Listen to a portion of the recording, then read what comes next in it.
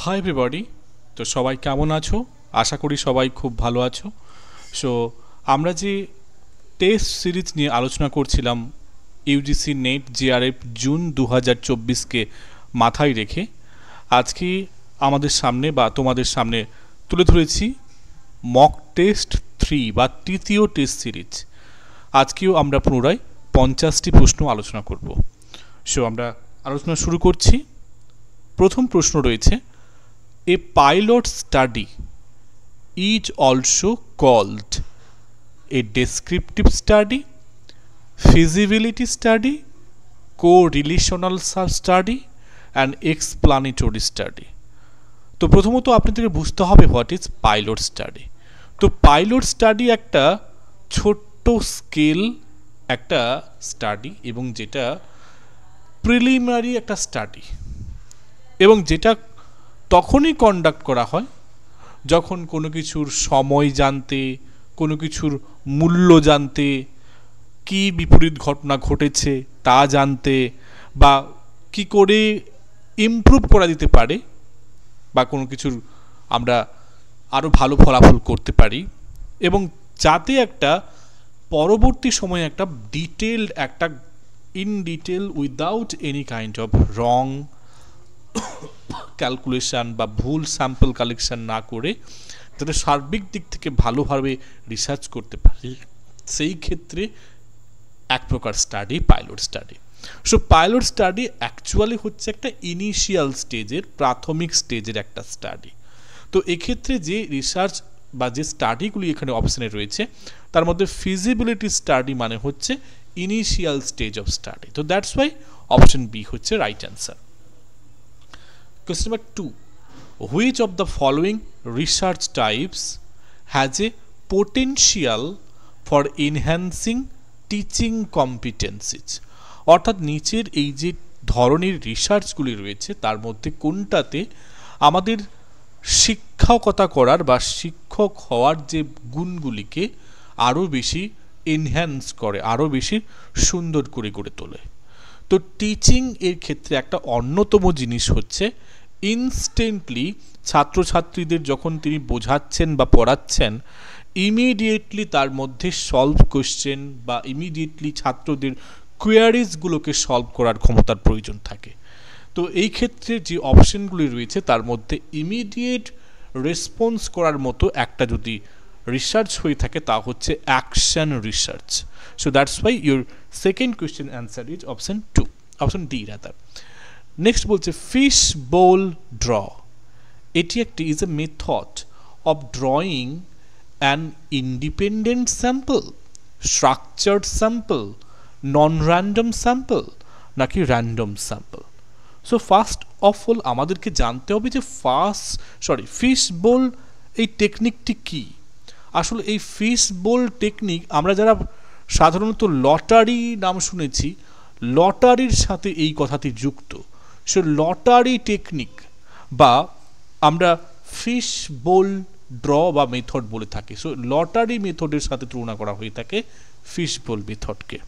তো তার মানে কি, এখানে জাস্ট লাইক আমরা একটা নাম লিখে ফেললাম বা কোনো নাম্বার লিখে ফেললাম এবং তারপরে কাগজে গড়িয়ে দিলাম, একটা কন্টেনারে রেখে দিলাম, ঝাঁকিয়ে দিলাম এবং তারপরে সেখান থেকে কিছু আমরা বেছে নিলাম এবং সেটাকে আমরা করলাম। তো এক কথায় এখানে র্যান্ডমলি অর্থাৎ যে কেউ হতে পারে, এখানে আমরা যা কেউ ধরতে পারি। তাই এখানে ফিশ বোল এটা একটা মেথড অফ স্যাম্পলিং, এটা সাধারণত র্যান্ডম স্যাম্পলিং হয়ে থাকে। কোয়েশ্চেন নাম্বার 4, এবারে বলছে এ ওয়ার্কশপ, একটি ওয়ার্কশপ করা হয়ে থাকে। আমরা যারা হায়ার স্টাডিজের সাথে জুড়ে আছি আমরা প্রায়শই ওয়ার্কশপ, সেমিনার এগুলোতে অংশগ্রহণ করি। সো এই ওয়ার্কশপ ইজ মিন্ট, একটা ওয়ার্কশপ করা হয় কেন? আমরা যখন ওয়ার্কশপ করি সেখানে চেষ্টা করা হয় যে কোনো একটা দিন সমাজের একটা ইস্যুকে বা কোনো প্রবলেমটাকে বা কোনো বিশেষ কোনো মন্তব্যকে নিয়ে বা বিশেষ কোনো ঘটনাকে নিয়ে আমরা কিন্তু একটা সবাই মিলে একটা প্রেজেন্ট সিচুয়েশনে উপস্থিত হয়ে তার একটা ডিটেইলি এলাবোরেশন করি, অ্যানালাইজ করি এবং সেখান থেকে একটা রিমিডিয়াল ফিডব্যাক গ্রহণ করি এবং যেটা হচ্ছে তাৎক্ষণিক ওয়েতে ইনস্ট্যান্টলি হয়ে থাকে। তো এক প্রকার ওটা সবাই আমরা ওখানে গিয়ে একটা হ্যান্ডস অন এক্সপিরিয়েন্স গ্যাদার করি। So that's why your 4 number questions answer is option A. Now question number 5 বলছে brain storming as a method can be used for. So brain storming এই মেথডটি আমরা কোথায় ব্যবহার করতে পারি? তো সর্বপ্রথমে আমি যেটা বুঝিয়েছি বারংবার, ব্রেন স্টর্মিংটা আগে বুঝতে হবে, প্রশ্ন আগে বুঝতে হবে। তো ব্রেন স্টর্মিং হচ্ছে একটা গ্রুপ ক্রিয়েটিভিটি, যেই টেকনিকে আমরা কি করে থাকি, একটা বিশেষ প্রসঙ্গে সবার কাছ থেকে মতামত চাওয়া হয় এবং সেখান থেকে একটা কনক্লুশনে পৌঁছানো হয়, এবং যেখানে ইনস্ট্যান্টলি সবাই কিন্তু এ লিস্ট অফ আইডিয়াস, এটা করলে হবে ওটা করলে হবে একসাথে প্রদান করে, এবং তারপরে সেই সমস্ত আইডিয়াগুলিকে আমরা কি করে থাকি, ওই একজন নোট ডাউন করবে এবং সেখান থেকে কেউ কাউকে ক্রিটিসাইজ করবে না, এবং সেখান থেকে একটা ভালো আইডিয়া যেটা যথার্থত প্রবলেমটাকে সলভ করবে সেটাকে আমরা অ্যাকসেপ্ট করি। So brain storming as a method can be used for what? Obviously generate new ideas in the area of interest. একটা ইন্টারেস্টযুক্ত এরিয়াতে নতুন একটা আইডিয়া তৈরি করতে। নেক্সট আসবে লার্নিং অবজেক্টিভস। নেক্সট প্রশ্ন, ভেরি ইন্টারেস্টিং প্রশ্ন। আমাদের শিক্ষার যে উদ্দেশ্য, লার্নিং অবজেক্টিভস এর মানেটা কি? সো লার্নিং অবজেক্টিভ সাধারণত হয়ে থাকে এমন কিছু মন্তব্য যেটা কি করে আমাদের গোলটা কি, আমরা কি লক্ষ্য করতে চলেছি, বিশেষ করে একটা কারিকুলামে পড়ানো হচ্ছে, তো সেই কারিকুলামটির অবজেক্টিভ কি, বা ওই কোর্সটি কেউ করছে, ধরুন আপনারা হয়তো আমার কেউ কোর্স করছেন বা এই মক টেস্টে দেখছেন, তো এর উদ্দেশ্য কি? নিশ্চয়ই যাতে প্রশ্নগুলোকে কেমন সলভ করতে পারছেন তা দেখার জন্য। তো একটা আমরা বলতে পারি যে একটা ডিফাইনিং একটা গোল নিয়ে আপনারা আসেন, তো লার্নিং অবজেক্টিভের মধ্যেও এরকম একটা গোল থাকবে। So that's why it is intended learning outcome. আপনি কেন পড়তে চাচ্ছেন, কেন পড়ছেন, তার একটা নিশ্চয়ই একটা ফলাফল পাবেন। এই জন্যই হচ্ছে আমাদের লার্নিং অবজেক্টিভস হয়ে থাকে। Now question number 7, a questionnaire that offers no scope for any respondent's own view is called। অর্থাৎ আমি প্রশ্ন সেটার, আমি প্রশ্ন করেছি এবং সেই প্রশ্নটা আমি এমন করছি যেখানে উত্তর দিচ্ছেন অর্থাৎ যারা পরীক্ষার্থী, তারা কোনো রকমভাবে তাদের কোনো ব্যক্তিগত ধারণা, তাদের কল্পনা, এগুলো কোনো যেন ব্যবহার করতে না পারে। তো এরকম যদি কিছু প্রশ্ন আমি উদাহরণ দিয়ে থাকি, যেমন বললাম যে কত সালে ভারত স্বাধীন হয়েছিল, তো এই ক্ষেত্রে উত্তর কিন্তু একটাই, 1947। আবার যদি প্রশ্ন করলাম যে ভারতের রাজধানী কি, তখন স্বাভাবিকভাবে ওই উত্তরটি কিন্তু ডিফারেন্ট হবে না, তাই না? তো এক্ষেত্রে উত্তরটি কিন্তু সেটেড, একটাই হবে। তো এরকম টাইপের প্রশ্ন হলে তাকে ক্লোজ এন্ডেড কোয়েশ্চেন বলা হয়। নাও কোয়েশ্চেন নাম্বার 8, রিসার্চ বলছে ইন এক্সপেরিমেন্টাল রিসার্চ। তো এখানে একটা গবেষণার কথা বলছে, তা হচ্ছে এক্সপেরিমেন্টাল রিসার্চ। তো in experimental research base studies the observation, তখন যদি আমরা পর্যবেক্ষণ করি, derived from which of the following variables. তো যদি আমাদের ভেরিয়েবলগুলি থাকে তাহলে আমরা কোন জিনিসটাকে লক্ষ্য করব, আর কনসিডার ফর স্ট্যাটিস্টিক্যাল অ্যানালিসিস, এবং সেক্ষেত্রে আমরা হিসাব নিকাশগত অ্যানালিসিসের জন্য কোন ভেরিয়েবলটাকে প্রেফার করব, অর্থাৎ কোন ভেরিয়েবলটাকে আমরা কাজে লাগাবো। সো আমরা জানি এক্সপেরিমেন্টাল রিসার্চ যে সমস্ত হয়ে থাকে সেখানে সবথেকে বেশি আমাদের কার্যকরী হয়ে থাকে ডিপেন্ডেন্ট ভেরিয়েবল, কারণ এরা হচ্ছে এক রকমের ভেরিয়েবল যেটা কি করে, ইন্ডিপেন্ডেন্ট ভেরিয়েবল কি করছে তার নিরিখে এটি তা ঘটছে। তো সাধারণত যখন একজন তার কোনো কিছুর সাথে রিলেশনটাকে খুঁজে, অবভিয়াসলি কার জন্য কি পরিবর্তন হচ্ছে, অর্থাৎ ডিপেন্ডেন্ট ভেরিয়েবলটাকে লক্ষ্য করে। তো সেই অর্থে এখানে ডিপেন্ডেন্ট ভেরিয়েবল হচ্ছে রাইট অ্যান্সার। এবারে আসবো প্রশ্ন নম্বর 9-এ। বলছে ইন এ রিসার্চ বা ইন রিসার্চ রিলায়েবিলিটি অর্থাৎ বিশ্বস্ততা এটা হচ্ছে এটা হচ্ছে কোয়ালিটি অফ একটা গুড অফ মেজারমেন্ট, কোনো কিছু মাপার। প্রসিডিওর হুইচ প্রোভাইডস, এবং যেটি আমাদেরকে কি প্রদান করে, অর্থাৎ রিলায়েবিলিটি হচ্ছে একটা কোয়ালিটি অফ মেজারমেন্ট, একটা পরিমাপের একটা ধারক বা বাহক। তো এটি কোন পদ্ধতি আমাদের সামনে প্রদান করে থাকে? তো এখানে যদি আমরা অপশনগুলি দেখি, বলছে রিপিটাবিলিটি অ্যান্ড অ্যাকিউরেসি, বি বলছে পাংচুয়ালিটি অ্যান্ড অ্যাকিউরেসি। তো অর্থাৎ আমরা যদি একটা রিসার্চে সেখানে সব কিছু as usual as is it থাকে, মানে বিশ্বস্ত, তার মানে কি ওই কাজটি যদি বারংবারও করা হয় তাহলে ভুল হবে না। তো প্রথমত ওটা রিপিটেডলি হবে, প্লাস ওটা অ্যাকিউরেটলি, অর্থাৎ যতবারই করা হবে তার কিন্তু রেজাল্ট একই হবে। সো রিপিটেবিলিটিও থাকবে, অ্যাকিউরেসিও থাকবে। So obviously answer option A হচ্ছে। নাও নেক্সট চলে আসবো পরবর্তী প্রশ্ন নাম্বার 10। বলছে ফর অপটিমাইজিং সেলফ লার্নিং। আমরা প্রায়শই সবাই ব্যক্তিগতভাবে নিজেরা পড়াশোনার চেষ্টা করি, তো বানানটা একটু ভুল হয়েছে লার্নিংয়ের। তো সেলফ লার্নিংয়ের ক্ষেত্রে which of the following motivational principles will be most helpful. তো আমার যদি প্রেরণা আমার মধ্যে জাগাতে সৃষ্টি করা হয়, তো সেক্ষেত্রে সব থেকে বেশি কোনটা আমাদের সাহায্য করবে? তো অর্থাৎ সেলফ লার্নিংয়ের ক্ষেত্রে কোন মোটিভেশনাল আমাদের যদি থাকে তাহলে আমাদের সব থেকে ভালো হয়। তো এখানে বলছে ইউজিং রিওয়ার্ড অ্যান্ড পানিশমেন্ট, আমি নিজেকে পুরস্কৃত করব এবং শাস্তি দেব যদি আমি ভুল করি বা যদি কিছু গণ্ডগোল করি। বি বলছে creating scope for fulfilling relatedness need, আমাদের কোনো কিছু প্রয়োজন বা কোনো কিছু সম্পর্কিত কিছুকে ফুলফিল করার একটা প্রচেষ্টা।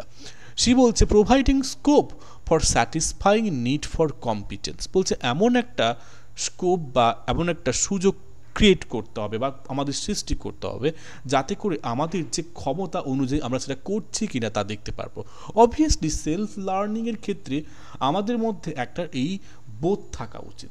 সেলফ মোটিভেটেড তখনই হব যারা কিন্তু ক্রমাগত প্রতিনিয়ত নতুন নতুন ভাবে চেষ্টা করে যে ব্যাপারটাকে ভালো করে বুঝবে, নতুন স্কোপ খুঁজে বেড়াবে এবং সেই স্কোপগুলোকে তারা ফুলফিলও করবে। সো অবভিয়াসলি এই উত্তরটি অপশানটি রাইট অ্যান্সারের দিকে ইঙ্গিত করছে, মোস্টলি এটা হেল্পফুল করবে। ওকে, তারপরে ডি বলছিল promoting concerns for meeting status needs, না অবশ্যই নয়, এটা অতটা নয়। আচ্ছা, কোয়েশ্চেন নাম্বার 11-এ যাওয়ার আগে 1 সেকেন্ড একটা জাস্ট একটা অ্যানাউন্সমেন্ট। তো যারা যদি কোনোভাবে পেইড ক্লাস বা ব্যাচে জয়েন করতে চাও, আমি একটি ব্যাচ লঞ্চ করতে চলেছি জুলাই মাসের 2 তারিখ, 2রা জুলাই শুরু করছি। আর ডিসেম্বরের পরীক্ষাটাকে কাঁথায় রেখে, অর্থাৎ নেট জিআরএফের কথা এবং WB সেট পরীক্ষা, এই ব্যাচটি আমি শুরু করতে চলেছি। 6 মাসের কোর্স এবং সপ্তাহে 2 দিন ক্লাস হয়, মঙ্গলবার এবং বৃহস্পতিবার রাত্রি 8টায় লাইভ ক্লাস হয় এবং daily study material, class note এগুলো তো থাকছে।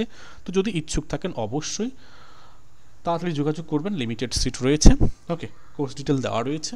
চলে আসো পরবর্তী প্রশ্ন, অর্থাৎ রিডিং কম্প্রিহেনশানে। তো আমার ক্রমাগত বারংবার আপনাদেরকে বলে থাকে রিডিং কম্প্রিহেনশন করার টেকনিক, তা হচ্ছে যদি সেট পরীক্ষা হয় তো বাংলায় থাকছে, অসুবিধার কিছু নেই। তবুও বলবো প্যাসেজ পড়ার আগে অবশ্যই প্রশ্ন পড়বেন। তো প্রশ্ন পড়লে সুবিধা কি, আপনি প্যাসেজটি না পড়েই প্যাসেজটির সম্পর্কে আপনি জানতে পারবেন। সো এখানে প্রশ্নগুলো আমরা দেখে নেব। প্রথম প্রশ্ন বলছে significant improvement was seen in the personal management policy of business organisation after dash. তো বলছে একটা তাৎপর্যপূর্ণ একটা ইমপ্রুভমেন্ট ঘটবে বা দেখা গেছে পার্সোনাল ম্যানেজমেন্ট পলিসি অফ বিজনেসে অর্গানাইজেশনের দিক থেকে, তবে কত সাল থেকে? তো বুঝতেই পারছেন এটা ফ্যাকচুয়াল প্রশ্ন বা ক্লোজড প্রশ্ন, মানে অর্থাৎ এর উত্তর কিন্তু ফিক্সড, আমরা পেয়ে যাব ওখানে।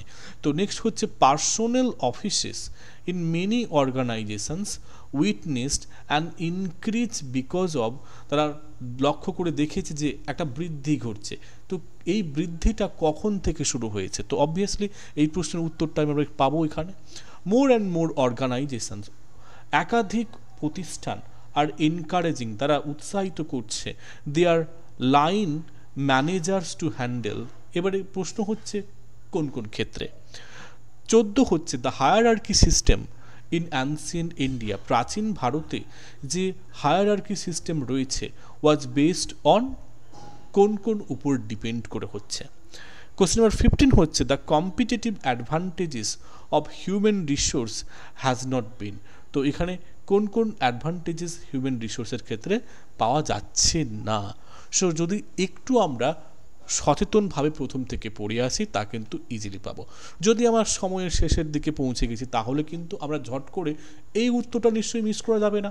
দেখে নেবো যে সিগনিফিক্যান্ট ইমপ্রুভমেন্ট কোন সালে বলছে, তো সালটা কোথায় রয়েছে দেখতে পাচ্ছি 1947 আর 1850। তো it was only after the year 1850 that formal industrial organisation emerged in India. So এই যে বলছে প্রশ্ন যে ইমপ্রুভমেন্ট ওয়াজ সিন কত সাল থেকে হচ্ছে বিজনেসের ক্ষেত্রে, 1850 থেকে।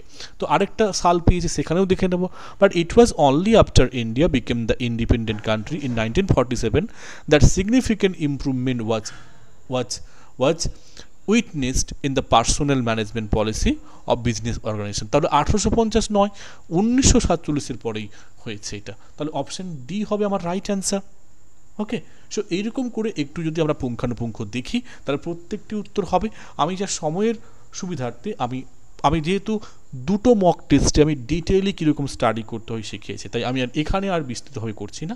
যেমন এখানে 12 দাগের উত্তরটি হচ্ছে দ্য রাইজ অফ ইউনিয়নস, 13 দাগের উত্তর হচ্ছে option B the responsibility of human resource. Okay, আর 14 দাগের প্রশ্নের উত্তর হচ্ছে the job you did. Okay, 15 দাগের উত্তর হচ্ছে obviously answer a understood in the past. Okay, 1 second আমি বলছি কেন আমি আলোচনা করলাম না, তাহলে সময়টা বাজে। কারণ যদি কারোর টেকনিক জানতে ইচ্ছে হয় বা কেমন করে করব তাহলে অবশ্যই মক টেস্ট 1 এবং মক টেস্ট 2 দুটো দেখবেন। চলে আসবো পরবর্তী 16 দাগের প্রশ্নে। কি বলছে? দ্য প্রপোজিশন, এখানে একটা প্রপোজিশন দিয়েছে অল বার্ডস আর কাউচ, সমস্ত পাখিরাই হচ্ছে কাক। ইজ ইকুইভ্যালেন্ট এবং এটা সমতুল্য to which of the following propositions. এখানে 4টি প্রপোজিশন দিয়েছে, বলছে এই কথাটি আর বাকি কথাগুলি যেগুলো রয়েছে ABCD করে কোনটার সাথে মিলছে। তো 1 সেকেন্ড আমি বারংবার বলি, যে প্রপোজিশন থাকে সেটাকে ছবি আঁকবেন। অল বার্ডস মানে বার্ডসের ঘরটি মাঝখানে হবে, মানে ভেতরে হবে, তো এটা হচ্ছে বার্ড বা বার্ডসও লিখতে পারেন।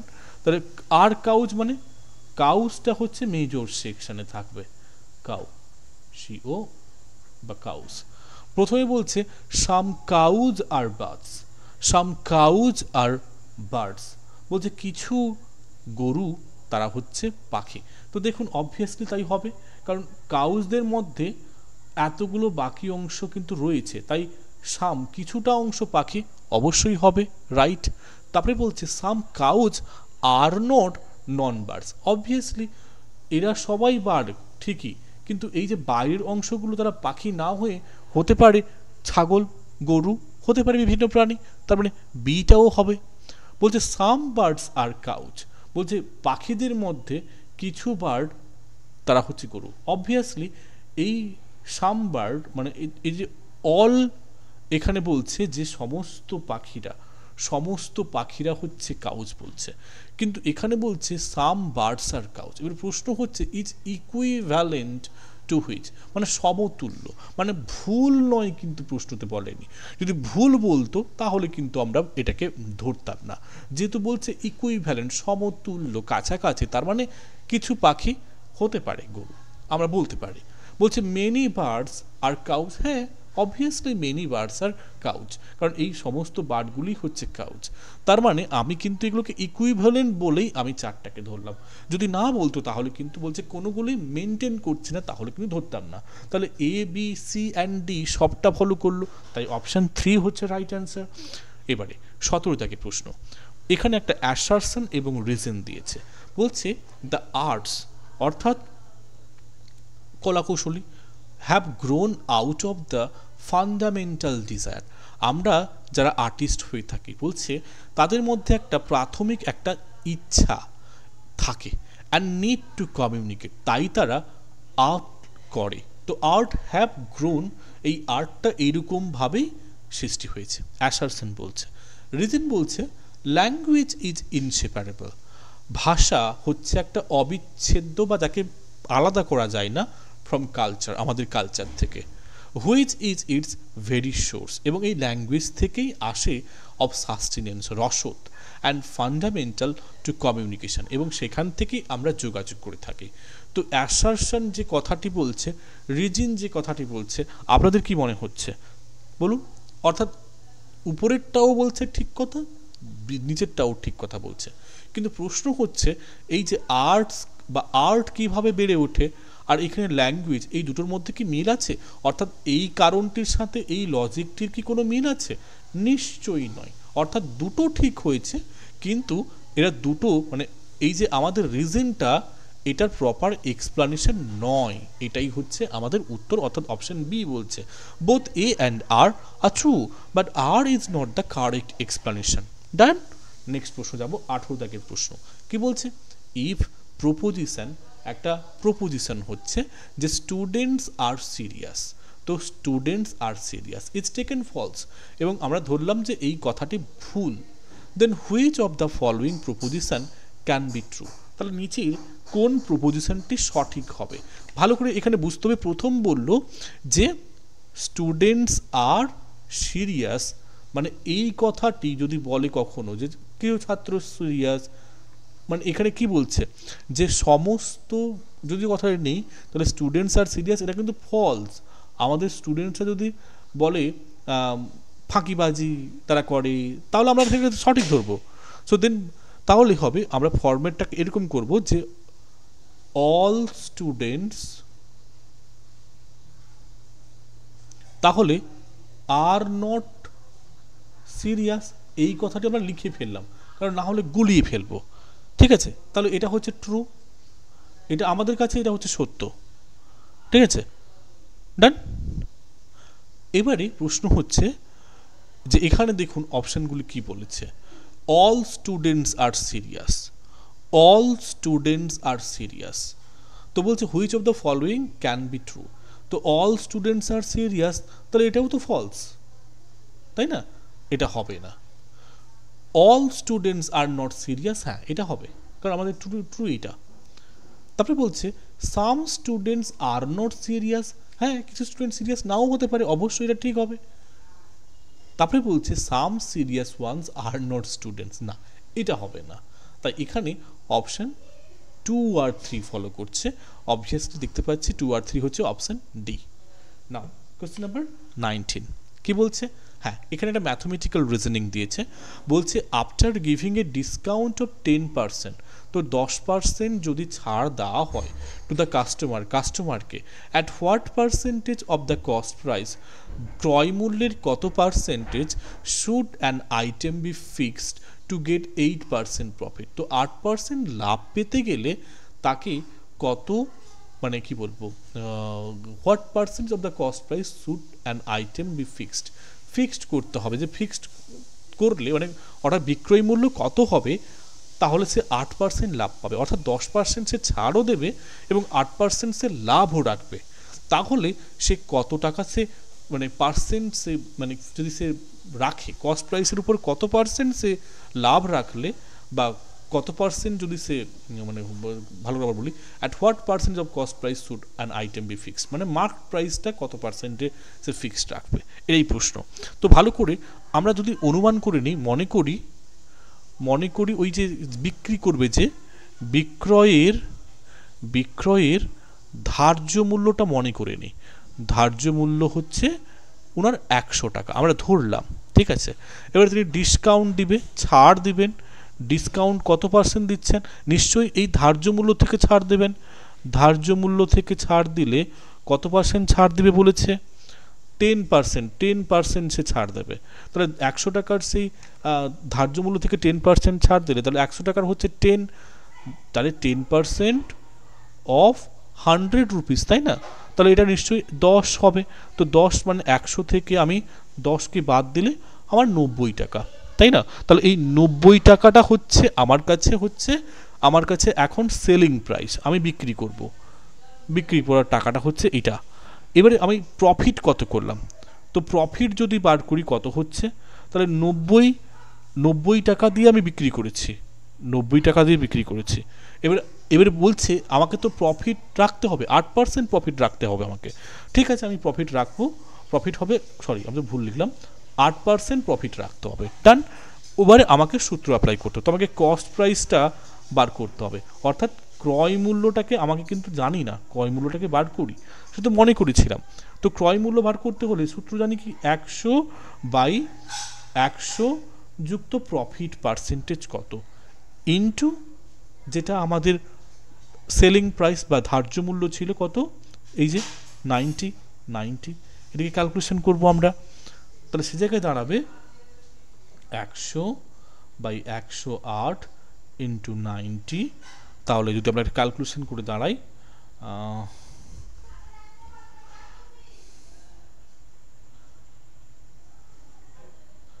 2 5 10, 2 4 8, 45, 9 5 45, 9 6 54, 9 5 45, 9 6 54 অবভিয়াসলি। তাহলে নিচে 6 থাকছে, 2 3 6 50, তো 5 5 25 মানে 250-এর 3।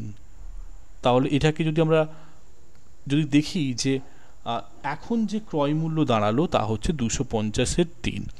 তাহলে এবারে যদি প্রাইস ডিফারেন্স যদি আমরা বার করি, অর্থাৎ যেটা যে আমি প্রথমে যেটা ধার্য মূল্য করেছিলাম, তাহলে যদি আমি সেই প্রাইসের পার্থক্যটা বার করি, ডিফারেন্সটা বার করি, প্রাইস ডিফারেন্স হচ্ছে, তাহলে আমার কাছে হবে 100 মাইনাস 250-এর 3, ঠিক আছে।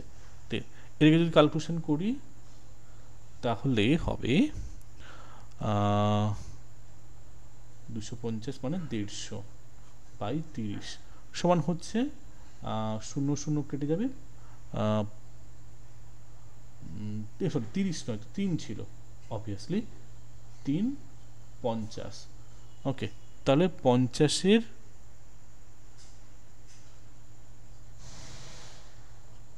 3, ওকে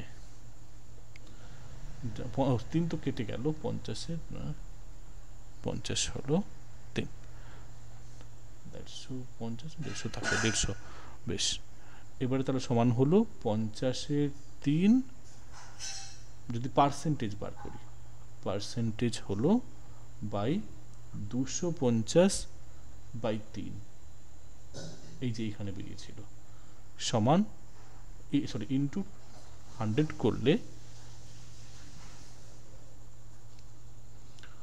50-এর 3 ইন্টু 3/250। ওকে, এখানে করি না, এখানে ফাঁকা জায়গায় করি।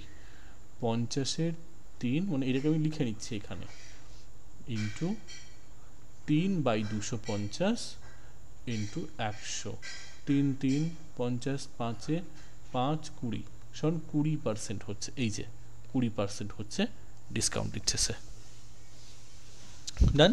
নেক্সট যাব, এবারে বলছে 40% of the employees in a factory are workers.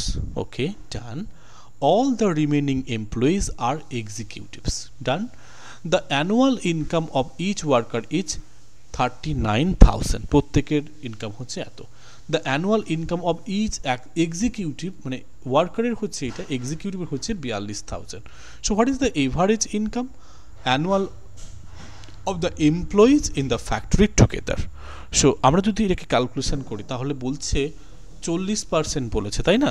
তাহলে 40 গুণিতক 39,000 যেটা হচ্ছে আমার হচ্ছে ওয়ার্কার, ডান, প্লাস এবারে বলছে এখানে কোথায় ছিল একটা, হ্যাঁ, income of each other factory are workers.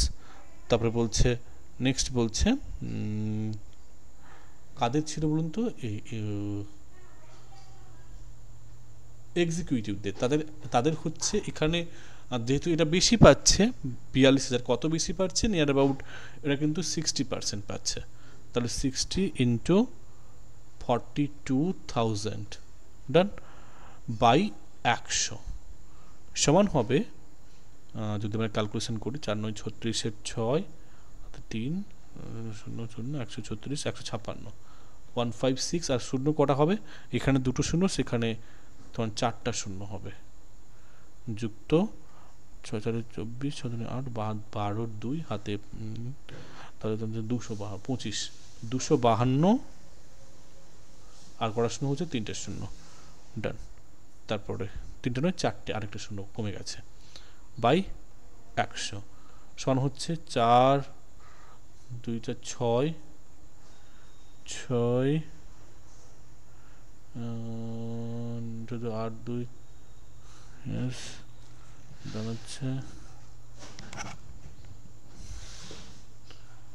400 না সরি হ্যাঁ 8 হবে, 6 আর 2 8 8 0 408 408 শূন্য 4টা শূন্য থাকবে বাই 100।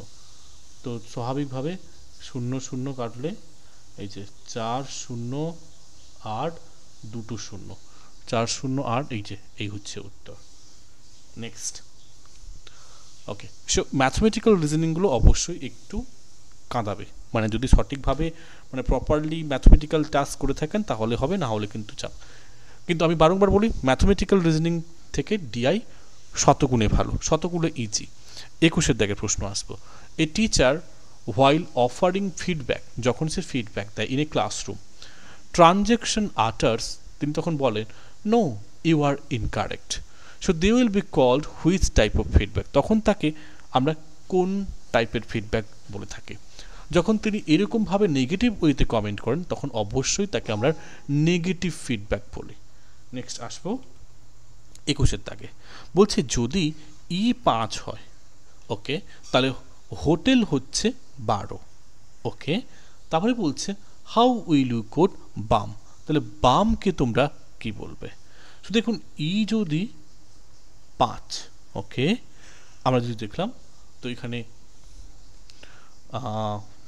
ই এর ভ্যালু হচ্ছে 5, এইজের ভ্যালু যদি আমরা দেখি এই যে অ্যালফাবেটিক্যাল সারিয়ে বলতে বলি, এইজের ভ্যালু কিন্তু হচ্ছে 8 তাই না, ওর ভ্যালু হচ্ছে আমরা যদি টি করি ও হচ্ছে 15 তাই না, আর টির ভ্যালু হচ্ছে টি হচ্ছে 20 ওকে, আর এর ভ্যালু টি জেকে এল তাহলে অবশ্যই ওটা হবে 12। তো এই যদি আমরা ভ্যালুটাকে করি আমরা টোটাল হোটেল দেখুন টি ই তো অলরেডি আছে, তো আমরা যদি যোগ করি 12 10 32 32 15 হচ্ছে 47, 8 হচ্ছে 55, 5 60 হচ্ছে 60 ওকে, কিন্তু এখানে বলছে হোটেলের ভ্যালু 12, তাহলে 12 কি করে হচ্ছে, তাহলে এখানে দেখুন সংখ্যা 1টি 2টি 3টি 4টি 5টি, তাহলে এখানে যদি এভারেজ করি আমরা অর্থাৎ 60/5 তাহলে দেখুন 12 বেরোচ্ছে, কি সুন্দর না। তো মানে একটু ভাবতে হবে, তাহলে বামটাকে নিশ্চয়ই সেরকম হবে BALM, দেখুন এখানে এল এর ভ্যালু আমরা জানি 12, আর কোনো ভ্যালু জানি কি জানি না, তো ইজোটি এ তো আমরা জানি 1, বির ভ্যালু হচ্ছে 2, আর এম এর ভ্যালু ইজোটি যদি আমরা করি তাহলে ওখানে হচ্ছে এল এর পরে এম থাকে 13, তাহলে 13 12 25, 25 একে 26, 26 2 হচ্ছে 28, তাহলে 28কে কটা সংখ্যা 1 2 3 4 চারটা সংখ্যা দিয়ে করবো, তো 4 7 28 7 হবে, বামের ভ্যালু 7, ডান, ইজি না। চলো নেক্সট আইডেন্টিফাই দ্য রিজনিং, তো এখানে রিজনিং দিয়েছে তাকে চিহ্নিতকরণ করতে হবে। In the following argument method of teaching in the classroom can be compared two architectural plan of A building, তো বলছে ক্লাসে যখন একজন শিক্ষক পড়ান যে পদ্ধতি সেটার সাথে আমরা একটা বিল্ডিং এর আর্কিটেকচারাল যে প্ল্যান হয়ে থাকে অর্থাৎ সিভিল ইঞ্জিনিয়ারিং যে প্ল্যানটা করে তার সাথে আমরা তুলনা করতে পারি। তো এটা কোন ধরনের রিজনিং, অবভিয়াসলি এটা একটা সাদৃশ্যকরণ করা হচ্ছে, তার মানে কি এটা একটা analogical reasoning. Next gatekeeping, আমি ম্যাক্সিমাম টাইম বলেছি গেট কিপিং কী জিনিস বারবার বুঝিয়েছি, by media to ensure what audience consume is indicative of, মানে অডিয়েন্সরা কোনটা শুনবে অর্থাৎ তা কিন্তু সিদ্ধান্ত করেন এই গেট কিপিং রায়। তো এইটা কি সূচিত করে, এটি সূচিত করে যে মিডিয়া আমাদের কিন্তু কন্ট্রোল করে রেখেছে, তো মিডিয়া আমাদের উপর সম্পূর্ণ কন্ট্রোল করে রেখেছে, তারা যেটা বল দেখাচ্ছে সেটাই আমরা দেখছি। নেক্সট বলছে হোয়েন সাবজেক্ট অ্যান্ড প্রেডিকেট, তো subject and predicate both the premises is same, যখন একই জায়গায় থাকে but they differ in quality, তখন তারা কিন্তু মানের দিক থেকে আলাদা হয় অ্যাজ ওয়েল এজ কোয়ান্টিটি, তাহলে তাদেরকে কোন ধরনের আমরা বলবো রিজনিং বা কোন ধরনের রিজনিং না আর্গুমেন্ট, আমি এটাও আমার মনে হয় পূর্বে আলোচনা রয়েছে, অর্থাৎ এটা হচ্ছে কন্ট্রাডিকশন, কন্ট্রাডিক্টরিজ রাদার কন্ট্রাডিক্টরিজ, বৈপরীত্য বিপরীত, তাই না? নেক্সট আসবো 26 নাম্বার কোয়েশ্চেনে। ওকে, 26 নাম্বার কোয়েশ্চেন, হ্যাঁ এটা বলা হলো না কন্ট্রাডিক্টরি কি। যখন আমরা কি করি, কন্ট্রাডিক্টরি মানে হচ্ছে একটা মানে A type sentence, just like all type সেন্টেন্সের সাথে যখন আমরা একটা some type some positive sentence করি, আর যখন আমরা নেগেটিভ যদি প্রশ্ন হয়, নো দিয়ে একটা বাক্য, নো কার ইজ সাইকেল, এরকম বাক্যর সাথে একটা some car is not, sorry are not বাক্যর সাথে এরকম হয়ে থাকে কন্ট্রাডিক্টরি। Got it? তো এখানে কোয়ালিটি এবং কোয়ান্টিটি দিক দিয়ে এটা কিন্তু হয়ে থাকে আলাদা। নেক্সট, সমীর দুর্দান্ত একটা অঙ্ক দিয়েছে। সমীর ওয়াক্স, সমীর হাঁটে এ সার্টেন ডিস্টেন্স, তো একটা নির্দিষ্ট দূরত্ব অবধি সমীর হাঁটে। ওকে, তো সমীর হাঁটলো অ্যান্ড রাইডস, এবং rides back taking a total time of 40 minutes. He could walk both ways, সে দুদিকেই হাঁটতে পারতো 60 মিনিট ধরে। So how long would it take for him to ride both ways? তো দেখুন এক্ষেত্রে আমরা কিন্তু অনুমান করতে হবে। সো ভাবলাম এখানে আমাদের ওয়াকিং এবং রাইডিংটাকে, আমি হাঁটাটাকে ওয়াকিংটাকে আমি এখানে ধরলাম ডাব্লিউ, ওকে, রাইডিংটাকে ধরলাম ধরুন সরি আর রাইডিংটাকে ধরলাম আমি আর। ওকে, সো যদি 1 ওয়াকিং হয় প্লাস সে যদি রানিং করে, সে 40 মিনিটে যাচ্ছে টোটাল। দেখুন সে সার্টেন ডিস্টেন্স রাইডস ব্যাক, ওয়াক্সও করে এবং তারপরে রাইডস ব্যাক করে, তো কত 40 মিনিটে যান। তারপরে আবার বলছে সে যখন হাঁটে এবং প্লাস রান করে, সেটা আবার বলছে 60 মিনিট যান। তো যদি দুটো ওয়াকিং, দুবার তো হেঁটেছে, ইজিক্যাল টু 60 মিনিটস আমরা বলতে পারি হেঁটেছে, তাই না? তাহলে যদি একবার ওয়েটিং করতে মানে ওয়াকিং করতে তার সময় কত লেগেছে, তাহলে এখানে 60/2 নিশ্চয়ই সমান হবে 30 মিনিট। তাহলে একবার হাঁটতে তার সময় লেগেছে 30 মিনিট। সেরকমভাবে সো একবার হাঁটা থাকা যদি 30 মিনিট যদি হয়ে থাকে, স্বাভাবিকভাবে তার রানিংটাও সেরকমভাবে ধরবো, রানিংটা হবে 40, যদি প্রথম 40 মিনিট সে হাঁটে, তাহলে 40 - 30 যদি করি, তাহলে সে 10 মিনিট হাঁটে, তাই না? তো এবারে যদি সে রাইডিং করে, তাহলে রাইডিং করেছে, দুবার রাইডিং করেছে, এই যে 1 আর দুবার রাইডিং করেছে, ইন্টু 2 সমান 20 মিনিট হবে অবভিয়াসলি। তাহলে রাইট অ্যান্সার হবে 20 মিনিট। 26 আছে, এই যে অপশন বি হচ্ছে রাইট অ্যান্সার। নাও চলে আসবো, we listen attentively to and favourably interpret messages which boost, আমরা শুনি কেয়ারফুললি এবং ফেভারেবলি ইন্টারপ্রিট মেসেজ, এবং সেই মেসেজটা ভালো করে ব্যাখ্যা করি। কেন করি? Which boost our self image, আমাদের নিজস্ব আমাদের যে চিত্রটাকে আমরা কিন্তু বাড়াতে পারি, সাথে সাথে and reject of miss interpret message, এবং আমরা যে ভুল বোঝাবুঝি যেটা করে থাকি সেখান থেকে আমরা বিরত থাকি। So which threaten that image, তো এই ধরনের যখন আমরা কমিউনিকেশন করি তখন এটাকে কোন ধরনের বলা হচ্ছে বা কোন টাইপের হচ্ছে? তো এটা হচ্ছে কমিউনিকেশন সিলেক্টিভিটি, আমরা নির্দিষ্টভাবে বেছে ওইটা যেটা প্রয়োজন সেটাকে করছি, বাকিগুলোকে কিন্তু এড়িয়ে যাচ্ছি। না, পরের প্রশ্ন বলছে গিভেন বিলো আর 2 প্রেমিসেস, দুটো প্রেমিসেস দেওয়া রয়েছে, এই দেখতে পাচ্ছেন দুটো প্রেমিস রয়েছে, তার থেকে 4টি কনক্লুশন রয়েছে। ওকে, 4টি কনক্লুশন রয়েছে। So which of the following conclusion could be validly drawn from the premises? তো এখান থেকে কোনটা হবে? এখানে অপশনগুলো দিইনি, তবে আমি বুঝিয়ে বলছি। দেখুন বলছে সাম রিংস আর বেলস, তো সাম রিংস আর বেলস, তাহলে বেলটির কিছুটা অংশ হচ্ছে বেল, মানে এটা যদি রিং হয়, এখান থেকে কিছুটা অংশ হচ্ছে, এই যে কিছুটা অংশ এটা হচ্ছে, তাহলে এই ঘরটা আমার বেলস হবে। ডান। এবারে বলছে নো রিং ইজ অর্নামেন্ট, তো রিংয়ের কোনো অংশই অর্নামেন্ট নয়, তাহলে রিংয়ের কোনো অংশই অর্নামেন্ট নয়, তার মানে কি এখানে আরও একটি ঘর করব যেটি অর্নামেন্ট নয়, নো রিং ইজ অর্নামেন্ট। সেখানে বেলের কথা আমি আসছিই না, তাহলে আমি অর্নামেন্টটাকে আলাদা রাখবো। অর্নামেন্ট আমার ছক কিন্তু হয়ে গেছে, ঠিক কিনা বলুন? হয়েছে? বেশ, এবারে আসছি অল বেলস আর অর্নামেন্টস। অল বেলস আর অর্নামেন্টস কোথায়? সাম বেলস আর, তো এখানে অল বেলস আর অর্নামেন্ট দুটো আলাদা, কোথাও তো এখানে কোনো মিল নেই, এটা আলাদা এটা আলাদা না, তাই এখানে এই বাক্যটা কি হবে? মানছে না, বলছে সাম অর্নামেন্টস আর নট বেলস, বলছে কিছু অর্নামেন্ট বেল নয়। কোথায় বলেছি? এখানে তো অর্নামেন্ট তো আলাদা, যদিও বেলের সাথে কোনো সম্পর্ক রাখেনি, তো আমরা তো জানি না এখানে, তাহলে কি করে বলতে পারি? বলছে নো রিং ইজ বেল, কোনো রিং ই বেল নয়, কোনো রিং ই বেল নয়। কী করে? এই রিংয়ের কিছু তো অংশ বেল রয়েছে, তারপরে এটাও ভুল। বলছে all bells are not ornaments, all bells are not ornament, obviously দেখুন বেল তো এই জায়গায় রয়েছে, অর্নামেন্টের সাথে তার কোনো সম্পর্ক আছে, তারপরে এটা ফলো করছে, তাহলে অবভিয়াসলি এই ডিটা ফলো করছে। ক্লিয়ার? তাহলে ডিটা হচ্ছে right answer. Clear? I hope বুঝতে পেরেছেন। চলে আসুন পরবর্তী 29 থেকে প্রশ্ন।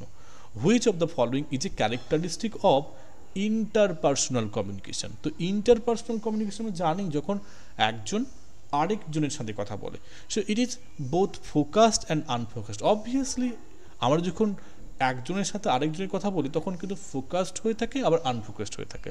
তো it is not participation friendly. আরে বাবা, ইন্টারপার্সোনাল মানেই তো পার্টিসিপেশন, কী করে হবে না? বলছে ইট ইজ ফিলোজফিক্যাল। না, অবশ্যই দার্শনিক নয়, দার্শনিক হলে তো নিজে নিজে ভাববো, নিজে নিজে কথা বলবো। ইন্ট্রাপার্সোনাল দার্শনিক হয়ে থাকে। মেটাফরিক্যাল? না, মেটাফরিক্যালও নয়, এটা হচ্ছে obviously it is both focused and unfocused. Now ডান।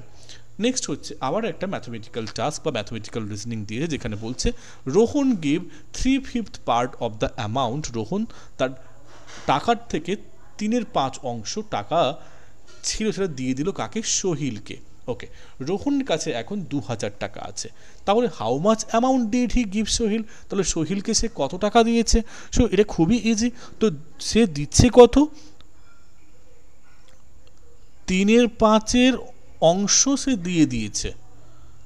ওকে, তাহলে যদি 3/5 মানে কি, আমি যদি এটা ছক করি, দেখুন 1 2 3 4 5, তাহলে এই অংশ দিয়ে দিয়েছে, তাহলে এই যে 2000 টাকা মানে কত?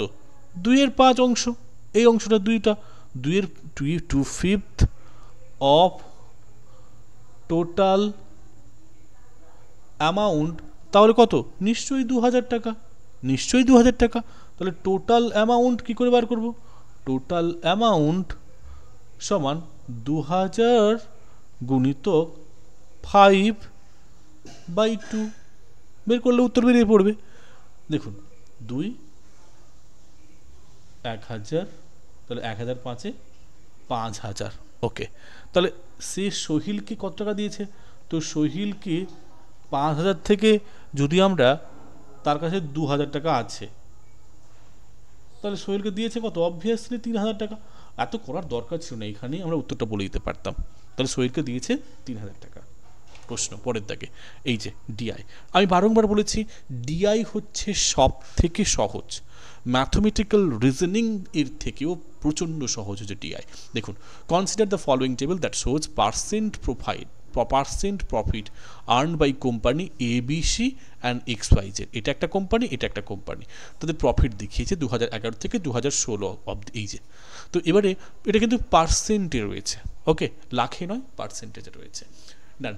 প্রশ্ন দিয়েছে if the amount of profit, যদি লাভের টাকা earned by company XYZ in 2012 was 9 lakh যদি হয়ে থাকে profit, what was the total investment? তো টোটাল ইনভেস্টমেন্ট কত? তো আমাদের কোন বছর বলেছে? 2012 বছর বলেছে। সো 2012 বছরে কোন কোম্পানি বলেছে? XYZ। ওকে, XYZ এই কোম্পানি বলেছে। সো আমার পার্সেন্টেজ হচ্ছে 60%, তাহলে 60% প্রফিট আমি করেছি, তাহলে এখানে ইনভেস্টমেন্টের থেকে প্রফিট তো করবো নাকি আলাদা থেকে করবো? নিশ্চয়ই প্রফিট অন ইনভেস্টমেন্ট, ইনভেস্টমেন্টের উপরে তো আমরা প্রফিট করি। তো ইনভেস্টমেন্টের উপরে যদি 60% আমরা প্রফিট করি, তাহলে 60% অফ 1 সেকেন্ড, যেরকম সূত্র হচ্ছে আমরা করি 60 ইন্টু, মানে 60/100 ইন্টু 9 লাখ, ডান, 9 লাখ হলো, সরি। এবারে দেখুন, তো এখানে যদি আমরা ক্যালকুলেশন করি,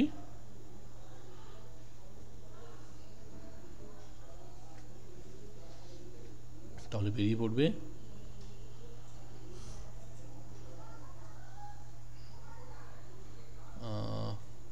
9×6 = 54, সরি একটু ভুল হয়েছে, এখানে আমার সূত্রটা লেখা ভুল হয়েছে, যেহেতু এখানে 9 লাখের সাথে এদিকে কী করতে হবে, 9 লাখ ইন্টু 100/60, তাহলে শূন্য শূন্য কাটলো, 2 3 6, 2 5 10, আর এখানে 3 3 9, 3 0 0 0 এই থাকছে, তো 3 5 15, সো অবভিয়াসলি 15 লাখ হবে, 15 লাখ, ডান, 15 লাখ হচ্ছে রাইট অ্যান্সার। নাও চলে আসবো 32-এর দাগের প্রশ্ন, বলছে ইফ দ্য অ্যামাউন্ট ইনভেস্টেড, যে টাকাটা অ্যামাউন্ট ইনভেস্ট করেছে by the two companies in 2015-তে দুটো কোম্পানি যে ইনভেস্ট করেছে ওয়ার ইকুয়াল, যদি একই থাকে, so what was the ratio of the total income, তাদের ইনকামের তাহলে অনুপাতটা কত হবে of ABC to that of company XYZ। তো অবভিয়াসলি ভেরি ইজি, তো অনুপাত বার করতে বলেছে, so ABC is to XYZ। তো প্রথমত আমাদের বলে দিয়েছে কত টাকা, ইকুয়াল যদি বলেছে তাহলে ইকুয়াল মানে হচ্ছে যে কোনো একটা মনে করি ইনভেস্টমেন্টটা হচ্ছে 100 টাকাই ধরি না, তাহলে সেক্ষেত্রে হবে, তাহলে আমরা দেখি 2015 সালে 60%, তাহলে 60% এবিসি কোম্পানির হচ্ছে অফ 100 ইজ টু এর হচ্ছে 50% অফ 100। তো যদি আমরা এটা করি তাহলে 60% অফ 100 কত হচ্ছে, ওর হচ্ছে 60, আর এর হচ্ছে 50, তাই না? এবারে প্রশ্ন হচ্ছে যে কোথায় গেল, প্রশ্ন হচ্ছে what is the ratio of the total income of the company ABC to that of the company XY যেটা নিরিখে হচ্ছে কত। তো এখানে যদি দেখি আমরা অনুপাতে অনুযায়ী হচ্ছে, তাহলে 60 আর 50কে যদি আমরা এটাকে ক্যালকুলেশন করি, দেখবেন দাঁড়াকে লাস্টে 65 দাঁড়াবে, 65। এবারে আসবো 33-এর দিকে প্রশ্ন, বলছে each of the companies ABC এবং XYZ, তারা যদি দুজনের মধ্যে যে কোনো একটা যদি ইনভেস্ট করে 20 লাখ টাকা 2014-তে, what was the average profit earn by two companies. তো দুটো কোম্পানি তারা গড় কত প্রফিট আর্ন করবে। সো অবভিয়াসলি এখানে আমরা কি করব, যে দুটো কোম্পানি মানে যে কোনো একটা বলেছে, তাই ধরলাম 2014 সালে আমাদের প্রথম 2014 সালে দেখছি এখানে এই পড়েছে 40%, তো 40% অবশ্যই কত লাখের উপরে, এখানে বলেছে 20 লাখ, সরি 20 লাখ, এটা কত হচ্ছে বার করতে হবে, প্লাস এটার সাথে যোগ করে দিতে হবে কত 50%, সো 50% অফ অবভিয়াসলি 20 লাখ, এর বার করতে হবে, দুটোকে যোগ করতে হবে। সো এখানে আমরা যদি দেখি 40% হচ্ছে, যদি আমরা ক্যালকুলেশন করি একটু করে নেবেন, দেখবেন এখানে বেরোচ্ছে প্রায় এখানে 18 লাখ টাকা বেরোবে, আর এখানে বেরোচ্ছে মানে 40/100 করলে বেরিয়ে যাবে 0.0000 বেরিয়ে যাবে, ওকে। আর সরি এটাতে 8 বেরোবে, আর এটাতে হবে 100 যদি করা হয় এই যে 10 বেরোবে, দুটোকে যোগ করলে তো 18ই হচ্ছে, 18 লাখ টাকা বেরিয়েছি। আমি আসলে এবারে বলেছে কি এভারেজ প্রফিট বার করতে বলেছে, এভারেজ প্রফিট কত হবে, এভারেজ প্রফিট বার করতে হলে টোটাল প্রফিট কত হয়েছে, টোটাল প্রফিট আমার নিয়মটা হচ্ছে টোটাল প্রফিট বাই 2 দিয়ে ভাগ করে দেবো, দুটো সংখ্যা যেহেতু আছে, তাহলে 18/2 = 9 লাখ টাকা আছে, অপশন সি। Very good. চলে আসবো 34 থেকে, বলছে if the income of ABC in 2013 and that in 2015 war equal, যদি একই হয়, and the amount of the investment যদি 2013-তে 8 লাখ হয়ে থাকে, তাহলে what was the amount of invested in 2015? So very interesting question. তো যদি প্রশ্ন অনুযায়ী আমরা দেখি যে 2013 এবং 2000 এতে ইকুয়াল হবে, তো এবারে 2013তে এই যে রয়েছে 50%, ওকে 50%, এবারে কার নিরিখে? অবভিয়াসলি 8 লাখ টাকা, 8,00,00,00, ওকে। তো ইকুয়াল টু কী বলছে? নিশ্চয়ই এটা হবে ইকুয়াল টু, এখানে 2013 নিরিখে বলছে 2015 নিরিখে 60%, তাহলে ইকুয়ালটি কত হবে? 60% অফ দ্য, আমরা যদি জানি না, অফ দ্য টু এক্স ধরলাম, মানে এই 2015 সালে আমরা জানি না তো এক্স ধরেছি, ডান। এবার দেখুন তো 2000 যদি আমরা এটাকে ক্যালকুলেশন করি, সো এখানে আমরা বলবো 50/100 গুণিতক 8000 is equal to 60 into x, মানে 60x, ওকে। বা আমি যদি এদিকে লিখে নিই, তাহলে x is equal to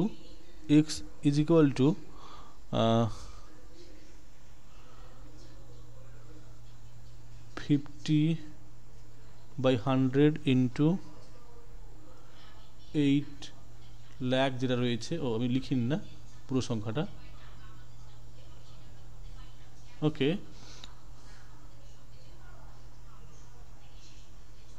into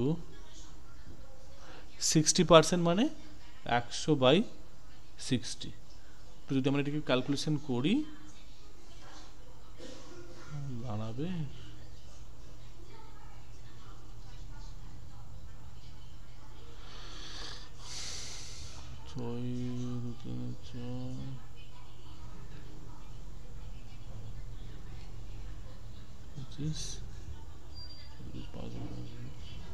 একটু ক্যালকুলেশন করে দেখতে হবে, আশা করি ক্যালকুলেশন করে নেবেন একটু। দাঁড়াবে এটা নিয়ার অ্যাবাউট 60 সামথিং হচ্ছে, 60 সামথিং মানে নিয়ার অ্যাবাউট এই আপনাদের ওই 68 সামথিং কিছু একটা হবে। তো নিয়ার অ্যাবাউট এখানে অপশান অনুযায়ী হচ্ছে এই যে 75,000, 7,50,000 রাদার, 7,50,000 এটা হবে, ওকে। একটু ক্যালকুলেশন করে দেখতে হবে একটু। নেক্সট চলে আসবো পরবর্তী প্রশ্নে, 35-এর প্রশ্নে আসবো। বলছে if the profit earned by the company ABC was 6,60,000 in the year 2015, so what was the total investment of the company in that year? তো এই বছরে কত ইনভেস্ট করেছে? তো অবভিয়াসলি এখানে সূত্র হবে প্রফিট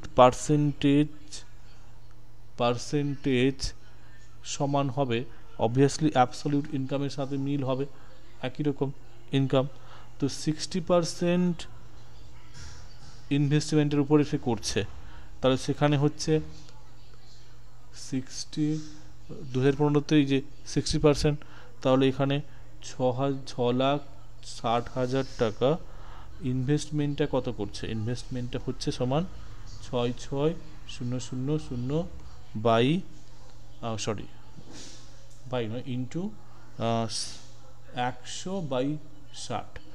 তো obviously 6,11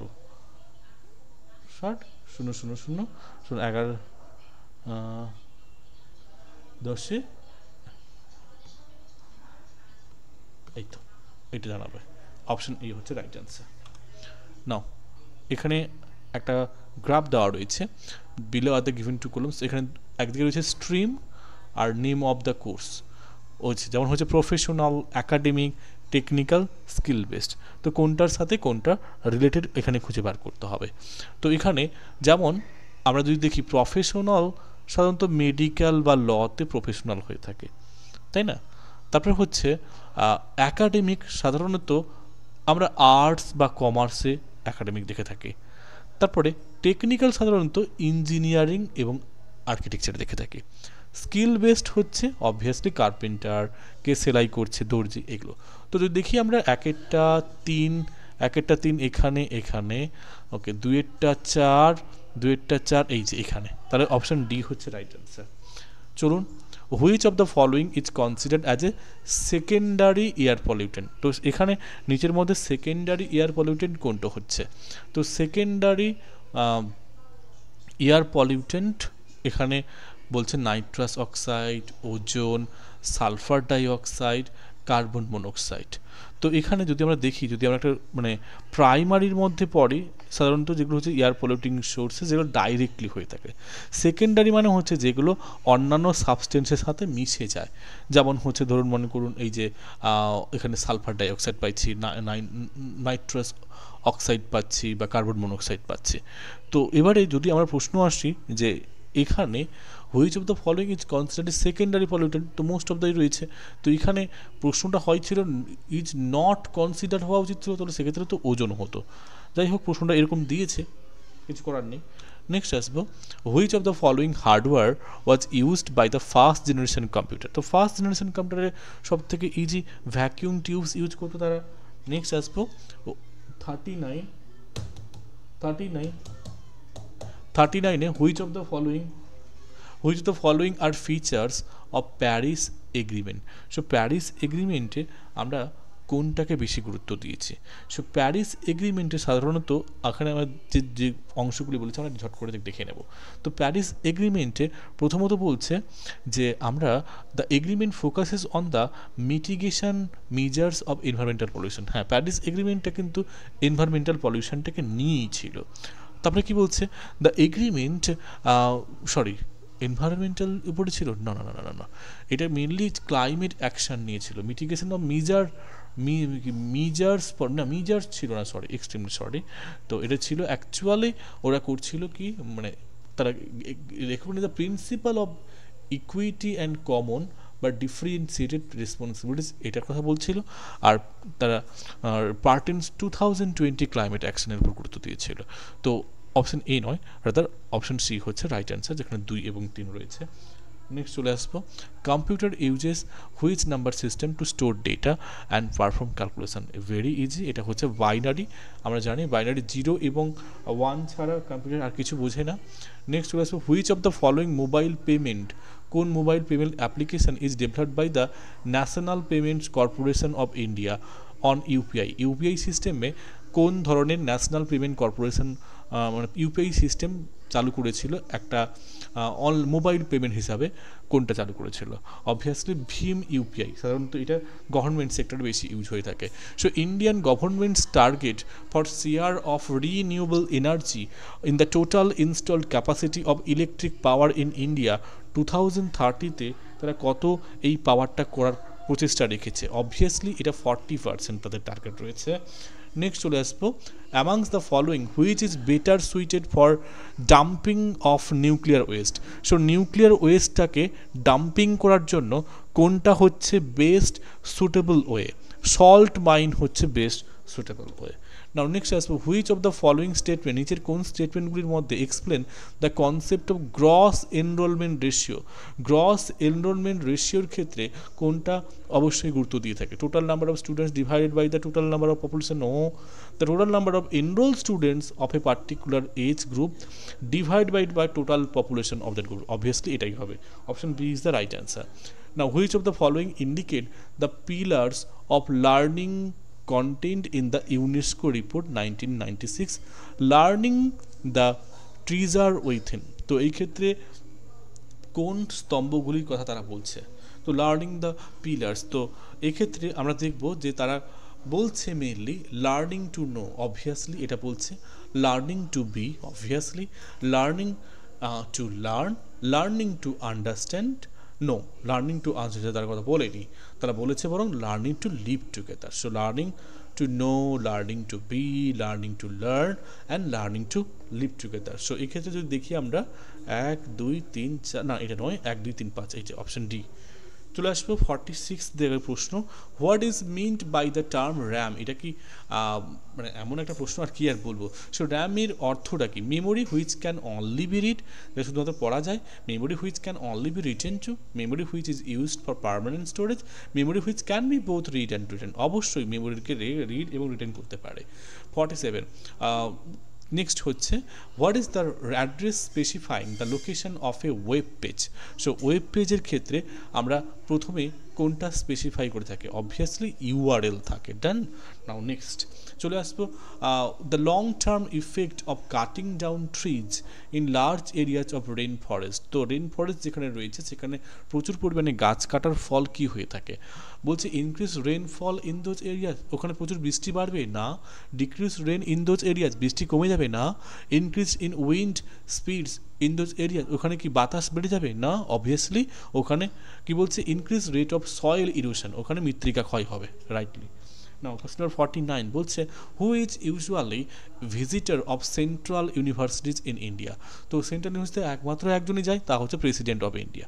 okay, now next which disciple বা discipline rather has the highest percentage of enrolment in the higher education of India. এটা কি বলার বিষয় আছে, অধিকাংশ হাঁদাগাবারা তারা সবাই কিন্তু আর্টসেই ভর্তি হয়, তাই না।